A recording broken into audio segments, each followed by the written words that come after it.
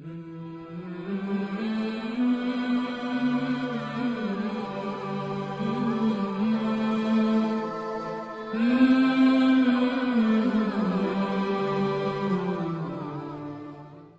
پارہ ہے سورہ آل عمران، آیت نمبر 71 سے آگے پڑھیں گے۔ اعوذ باللہ من الشیطان الرجیم، بسم اللہ الرحمن الرحیم۔ وقالت طائفة من اہل الكتاب آمنوا بالذی انزل علی الذین آمنوا وجہ النہار واکفروا آخرہ لعلہم یرجعون ولا تؤمنوا الا لمن تبع دینکم قل ان الہدی ھدی اللہ ان یؤتی احد مثل ما اوتیتم او یحاجوکم عند ربکم قل ان الفضل بید اللہ یؤتیہ من یشاء واللہ واسع علیم یختص برحمتہ من یشاء واللہ ذو الفضل العظیم۔ وقالت طائفة من اہل الکتاب، اور کہا اہل کتاب میں سے ایک جماعت نے، آمنوا بالذی انزل علی الذین آمنوا، تم ایمان لاؤ اس چیز پر جو اتاری گئی مسلمانوں پر، وجہ النہاری، دن کے شروع حصے میں، وَاکْفُرُوا آخِرَہُ، اور تم منکر ہو جاؤ دن کے آخری حصے میں، لعلہم یرجعون، شاید کہ وہ پھر جائیں، وَلَا تُؤْمِنُوا إِلَّا لِمَنْ تَبِعَ دِينَكُمْ، اور تم ایمان نہ لاؤ مگر اسی کے لیے جو پیروی کرے تمہارے دین کی۔ قل ان الہدی ھدی اللہ، آپ کہہ دو ہدایت وہی ہے جو اللہ ہدایت دیتا ہے۔ ان یؤتی احد مثل ما اوتیتم، یہ سب کچھ لیے ہے کہ کسی اور کو بھی دیا گیا جیسے تم کو کچھ ملا تھا۔ او یحاجوکم عند ربکم، یا وہ غالب آگے تمہارے رب کے آگے۔ قل ان الفضل بید اللہ، آپ کہہ دو بے شک فضیلت بڑائی اللہ کے ہاتھ میں ہے۔ یؤتیہ من یشاء، وہ دیتا ہے جس کو چاہتا ہے۔ واللہ واسع علیم، اور اللہ تعالیٰ وسعت والا جاننے والا ہے۔ یختص برحمتہ من یشاء، وہ خاص کرتا ہے اپنی رحمت کے ساتھ جس کو چاہتا ہے۔ واللہ ذو الفضل العظیم، اور اللہ تعالیٰ بہت بڑے فضل والا ہے۔ ان آیات کے اندر یہود و نصارہ کی دینی طور پر خیانت کا ذکر ہو رہا ہے کہ وہ دین کے اعتبار سے خائن تھے، خیانت کرتے تھے، اور آپ پڑھیں گے اسی طرح وہ دنیا کے اعتبار سے بھی خیانت کرتے تھے۔ تو یہودی دین کے اعتبار سے بھی خائن ہے اور دنیا کے اعتبار سے بھی خائن ہے، خیانت کرتے ہیں، چاہے وہ پہلے کے ہوں چاہے آج کے ہوں، ہیں یہ خائن لوگ۔ ان آیات کے شان نزول کے بارے میں لکھا ہے کہ اہل خیبر کے 12 پڑھے لکھے لوگ جمع ہوئے اور ایک منصوبہ بنایا تاکہ مسلمانوں کو ان کے دین سے پھیر سکے، ہٹا سکے۔ منصوبہ کیا بنایا کہ ایسے کرو کہ مسلمانوں کے پاس جاؤ شروع دن میں اور ان کے سامنے جا کے اسلام کا اظہار کرو کہ ہم مسلمان ہو گئے، اور پھر جب شام ہو تو ان سے کہو کہ یار ہم نے تحقیق کی ہے، ہم نے اپنے پادریوں سے پوچھا ہے، یہ وہ دین نہیں ہے جو آخری نبی نے لے کے آنا تھا، اس لیے ہم نے دوبارہ کفر کو اختیار کیا۔ صبح مسلمان ہو جاؤ اور شام کو کافر ہو جاؤ۔ کرنا کیا چاہتے تھے کہ جو مسلمان تھے ان کو اپنے دین سے پھیرنا چاہتے تھے۔ فرمایا وقالت طائفة من اہل الکتاب، اور اہل کتاب میں سے ایک جماعت نے کہا آمنوا بالذی انزل علی الذین آمنوا، تم ایمان لاؤ اس چیز پر جو نازل کی گئی اہل ایمان پر، یعنی قرآن پر ایمان لے۔ وجہ النہاری، دن کے شروع حصہ میں، وجہ عربی میں چہرے کو بھی کہتے ہیں اور دن کے شروع حصے کو بھی کہتے ہیں، اور یہاں پہ دن کا شروع حصہ مراد ہے کہ دن کے شروع حصے میں ایمان قبول کرو، وَاکْفُرُوا آخِرَہُ، اور آخری حصے میں کافر ہو جاؤ۔ لعلہم یرجعون، شاید کہ وہ پھر جائیں، جو مسلمان ہیں وہ دین سے پھر جائیں۔ وَلَا تُؤْمِنُوا إِلَّا لِمَنْ تَبِعَ دِینَکُمْ، اور تم ایمان نہ لاؤ مگر اسی کی بات پر چلو جو تمہارے دین پر چلے، مگر تم نہ مانو مگر اسی کے سامنے جو تمہارے دین پر چلے۔ یہودی بڑی شاطر قوم تھی اور ہے، آج بھی پوری دنیا کا جو سسٹم ہے، بینکنگ سسٹم ہے، یہ یہودیوں نے اپنے شاطرانہ دماغ سے دنیا کو جکڑا ہوا۔ اب سود کا نظام ہے، اس میں یہودیوں نے دنیا کو زنجیروں کی طرح جکڑا ہوا۔ ایک بات یاد رکھے کہ اگر کوئی آدمی یہ کہتا ہے کہ ہم سود بھی چلائیں اور ہماری معیشت میں استحکام بھی آئے اور قیمتیں بھی مستحکم ہوں، زیادہ نہ ہو، تو ایسا کہنا خواب ہو سکتا ہے، کبھی حقیقت نہیں ہو سکتا۔ نظام سود کا ہو اور قیمتیں جو ہے وہ مستحکم ہوں یا نیچے آئیں اوپر جانے کی بجائے، ایسا ممکن ہی نہیں ہے۔ اس لیے کہ یاد رکھیں اس وقت پاکستان جو ہے وہ 45,000 ارب روپے کا مقروض ہے۔ 45,000 ارب، یعنی ہمارے جو بابا جی پیدا ہوئے تھے وہ بھی مقروض تھے، اب آگے جو نسل پیدا ہو رہی ہے وہ بھی مقروض پیدا ہو رہی ہے۔ تو یہاں جو بھی آ جائے نا، چاہے عمران خان آ جائے، چاہے نواز شریف آ جائے، چاہے جو بھی آ جائے، 19-20 کا ہی فرق ہوگا، قیمتوں کو کوئی آدمی مستحکم نہیں کر سکتا۔ جو ملک اپنے قرضے کی قسط ادا کرنے کے لیے بینکوں سے قرض لیتا ہو تو بتائیں اس کی قیمتیں مستحکم ہو سکتی؟ اب ہمارا بجلی کا بل ہے، اب ہمارے گیس کے بل ہے، یہ اس کے ریٹ کون طے کرتا ہے؟ IMF، اس لیے کہ ہم نے اسے قرضہ لیا ہوا، ہم نے اپنی پالیسیاں بیچی ہوئی ہیں کہ جناب جو آپ کہیں گے وہ ہم کریں گے۔ اب بھی وہ FATF کا اجلاس ہو رہا ہے اور پاکستان کوشش کر رہا ہے کہ میں جو ہے نا اس لسٹ سے نکل جاؤں، تو بہت مشکل ہے۔ تو بہرحال یہود کا جو یہ جال ہے سود کا، سب سے پہلے مسلمانوں کو اس سے توبہ کرنی چاہیے۔ پورے قرآن اور حدیث کا مطالعہ کریں نا تو 2 آدمیوں کے بارے میں اللہ نے اعلان جنگ کی ہے، 2 آدمیوں کے بارے میں۔ نمبر 1 سود کا لین دین کرنے والے کے بارے میں، اور دوسرا جو کسی اللہ کے ولی سے دشمنی کرتا ہے اس کے بارے میں حدیث قدسی ہے کہ اللہ فرماتے ہیں میرا اس سے اعلان جنگ۔ جو اولیاء اللہ کا دشمن ہے، من عاد لی ولی فقد آذنتہ بالحرب، حدیث قدسی ہے، اللہ فرماتے ہیں جو میرے ولی سے دشمنی کرتا ہے میں اس سے اعلان جنگ کرتا ہوں۔ تو جو قوم اپنے رب سے جنگ کرے تو پٹرول کی قیمتیں نیچے آ سکتی۔ اور حیرت کی بات یہ ہے، دعا کریں اللہ پاک طالبان کو استحکام نصیب ہو۔ ابھی جمعہ 8 دن ہوئے ہیں، 15 اگست کو انہوں نے کابل پہ کنٹرول حاصل کیا۔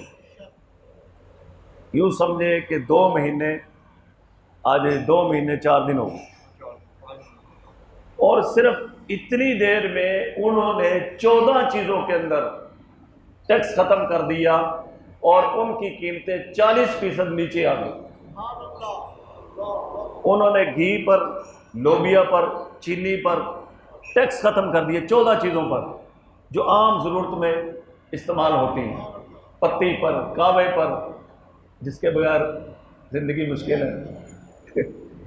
14 چیزوں کی قیمتیں اس جنگ زدہ ملک نے ختم کر دی، اور شاید دنیا میں یہ واحد ملک ہے جس نے قرضہ لینا ہے، دینا نہیں ہے۔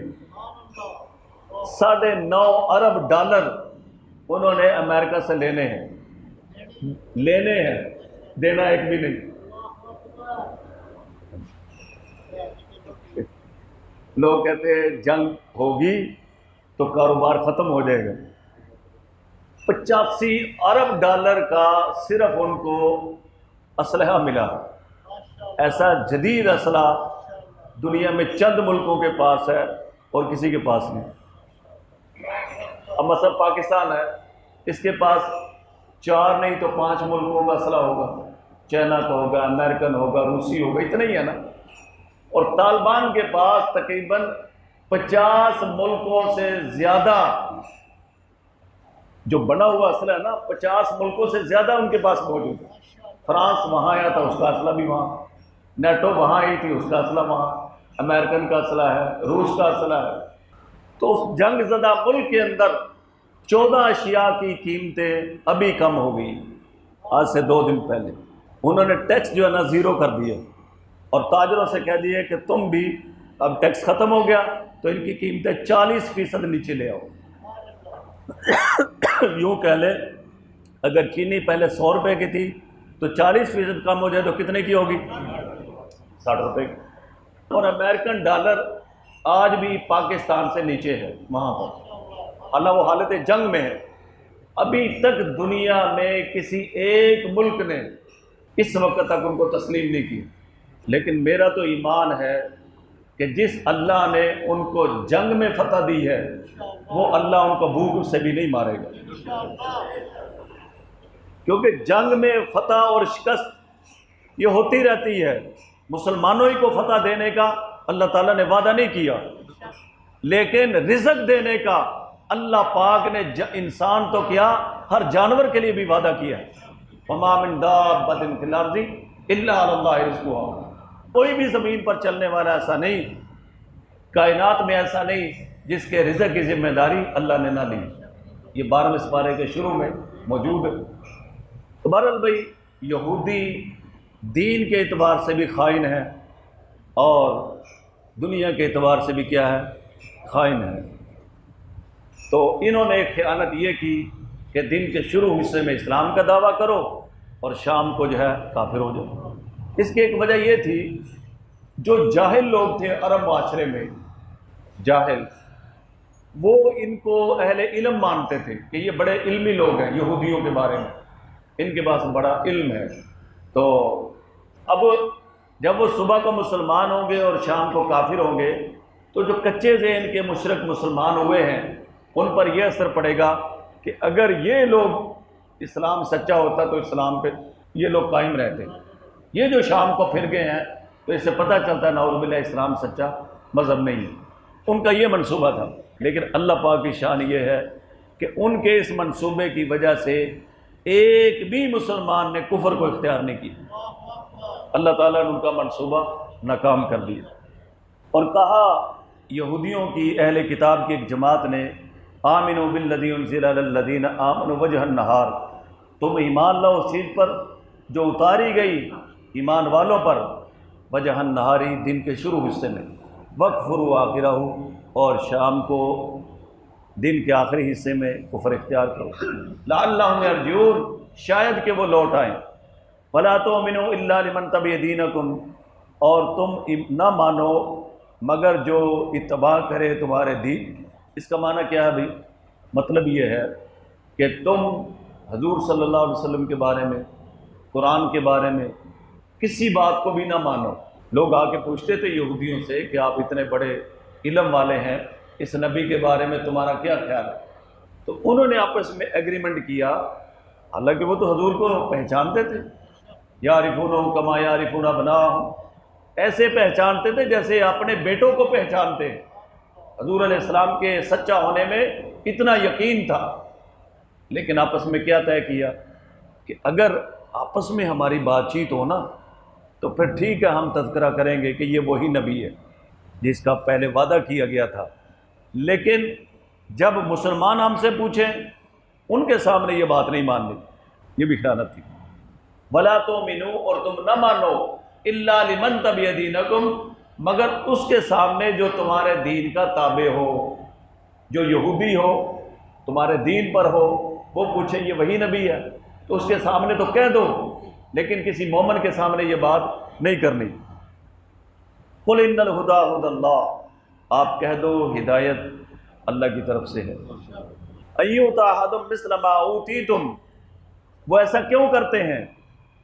وہ اس لیے کرتے ہیں کہ حسد کی وجہ سے، کہ دیا جائے اس جیسا جیسا تم کو دیا گیا، یعنی تمہیں تورات دی گئی، موسیٰ علیہ السلام جیسا نبی دیا گیا، تو اس بات سے حسد کرتے تھے کہ بنی اسماعیل کو یہ کیوں مل گیا، ان کے خاندان میں نبوت کیوں چلی گئی، ان کے ہاں آخری نبی کیوں آ گیا، اور اس نبی پر قرآن کیوں نازل کیا گیا، یہ چیزیں تو ہماری تھی۔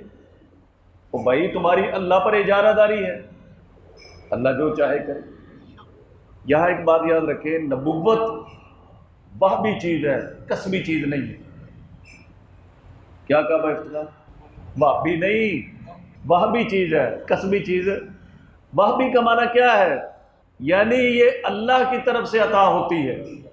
کوئی آدمی عبادت کر کے چاہے کہ میں نبی بن جاؤں، ایسا نہیں ہو سکتا۔ ایک آدمی بہت بڑا متقی ہو، پرہیزگار ہو، اللہ والا ہو، دن رات اللہ اللہ کرتا رہے، وہ نبی نہیں بن سکتا۔ نبوت عطائی چیز ہے، کسبی چیز نہیں ہے۔ نبی کون بناتا ہے؟ یہ جو الو کے پٹھے گزرے ہیں نا، مرزائی، قادیانی، اللہ تعالیٰ ان سب کو مرزے والی موت عطا فرمائے۔ مرزا کہاں مرا تھا؟ لیٹرین میں۔ جو بھی قادیانی ملے اس کو کہو کہ اللہ تمہیں مرزے والی موت عطا فرمائے، سارے لیٹرین میں مرو۔ سمجھے بھائی؟ تو ان کا جو مرزا بشیر الدین محمود ہے، اس نے لکھا ہے کہ کوئی بھی شخص عبادت کر کے نبی بن سکتا ہے۔ ہمارا یہ عقیدہ ایمان نہیں ہے۔ ہم کہتے ہیں نبی وہی ہوتا ہے جس کو اللہ نبی بناتے ہیں۔ کوئی آدمی زیادہ عبادت کرنے سے اللہ کا ولی، اللہ کا دوست ہو سکتا ہے، نبی نہیں ہو سکتا۔ اور نبیوں کا سلسلہ اللہ پاک نے بند کر دیا۔ ان سے پوچھو بدبختو، جب اللہ کے نبی صلی اللہ علیہ وسلم نے معراج کی رات نبیوں کو نماز پڑھائی تھی تو یہ کانا وہاں پہ تھا؟ نبی وہی ہے جو معراج کی رات میرے نبی کا مقتدی تھا، نبی وہی ہے۔ اس کے علاوہ جو بھی نبوت کا دعویٰ کرے وہ کذاب اور دجال ہو سکتا ہے، نبی نہیں ہو سکتا۔ یہ بات ان کو جلدی سمجھ آئے گی۔ کیا پوچھنا ان سے کہ معراج کی رات جب اللہ کے محبوب نے نبیوں کو امامت کروائی تھی تو یہ کانا تھا وہاں پہ، جو لیٹرین میں مرا تھا وہ وہاں پہ تھا۔ تو نبی وہی ہے جو معراج کی رات میں بیت المقدس میں میرے نبی کا مقتدی تھا۔ جو میرے نبی کا مقتدی نہیں بنا وہ دجال اور کذاب ہوئے، نبی نہیں ہے، یاد رکھیں۔ تو یہ ان کا بشیر الدین محمود ہے، اس نے کہا ہے کہ کوئی بھی آدمی ترقی کرتے کرتے، عبادت کرتے کرتے نبی بن سکتا ہے۔ نعوذ باللہ۔ ہمارا عقیدہ اور ایمان کیا ہے کہ نبوت کسبی چیز نہیں ہے کہ انسان کسب کر کے عبادت کر کے نبی بن جائے۔ نبوت اسی کو ملتی ہے جسے اللہ دیتے ہیں۔ دوسرا مسئلہ یہ بھی یاد رکھے کہ قرآن مجید کے اندر اللہ تعالیٰ نے بنی اسرائیل کے بارے میں فرمایا کہ میں نے تم کو فضیلت دی جہان والوں پر، وَأَنِّي فَضَّلْتُكُمْ عَلَى الْعَالَمِينَ۔ تو کیا ان کی فضیلت قیامت تک کے لیے ہے یا اس وقت تک کے لیے ہے؟ اس کا جواب یہ ہے کہ ان کی فضیلت اس وقت تک کے لیے، قیامت تک کے لیے۔ جب انہوں نے نبوت کی تعلیمات سے منہ موڑ لیا، اللہ تعالیٰ ان کی فضیلت کو بھی ختم کر دی۔ اب کون اسی امت سب سے آگے ہے؟ کنتم خیر امت، تم بہترین امت ہو۔ اب جو افضل امت ہے یہ امت محمدی ہے صلی اللہ علیہ وسلم۔ ابھی میں نماز سے پہلے ایک حدیث پڑھ رہا تھا کہ نبی کریم صلی اللہ علیہ وسلم فرماتے ہیں میں سب سے پہلا ہوں جو جنت کا دروازہ کھٹکائے گا۔ آپ آئے آخر میں ہیں، لیکن آپ کا مقام سب سے اونچا ہے۔ مسلم شریف کے اندر میں نے پڑھا، فرمایا کہ میں سب سے پہلا ہوں جو جنت کا دروازہ کھٹکائے گا۔ تو اندر سے خازن پوچھے گا کون؟ تو کہیں گے محمد صلی اللہ علیہ وسلم۔ تو خازن جنت کا جو دربان ہے وہ کہے گا ہاں مجھے یہی حکم دیا گیا کہ دروازہ سب سے پہلے کھلے گا تو محمد مصطفیٰ کے لیے کھلے گا، اس کی امت کے لیے کھلے گا۔ اور ایک اور عجیب حدیث میں نے پڑھی، نبی کریم صلی اللہ علیہ وسلم نے ارشاد فرمایا، ابھی پڑھ کے آیا تھوڑی دیر ہوئی، آپ علیہ السلام نے فرمایا کہ اللہ تعالیٰ نے ہر نبی کو اختیار دیا کہ ایک دعا وہ کر سکتے ہیں جو قبول ہو جائے گی، جو چاہے۔ تو ہر نبی نے اپنی اپنی دعا کو کر لیا، لیکن میں نے اپنی دعا کو چھپا لیا، میں نے نہیں کی۔ یہ دعا میں نے اپنی امت کے لیے چھپائی ہے، میں قیامت کے دن اپنی امت کی شفاعت کے لیے دعا کروں۔ میں اپنی امت کی، حضور علیہ السلام پہ کتنے کتنے صدمے آئے، سگا بیٹا دنیا سے چلا گیا، لیکن آپ نے اپنی دعا کو بیٹے کے لیے بھی نہیں استعمال کی۔ اللہ سے دعا مانگتے اللہ بیٹے کو زندہ کر دیتے، اور کتنے نازک موقع اور مرحلے آئے ہیں، لیکن حضور نے اس دعا کو استعمال رکھی ہے۔ تو کس کے لیے؟ سب کہو صلی اللہ علیہ وسلم۔ ایسا نبی تو ہے ہی نہیں، نہ خاندان والوں کے لیے نہ اپنے ذات کے لیے، دعا رکھی سنبھال کے تو کس کے لیے؟ امت کے لیے۔ ایسا اللہ نے ہمیں شان والا شفقت والا نبی عطا فرمائے۔ اللہم صلی علی محمد صلی علی المؤمنین والمؤمنات، اللہم احینا ما کانت الحیاۃ وتوفنا اذا کانت الوفاۃ، صلی اللہ تعالی علی خیر خلقہ محمد اجمعین برحمتک۔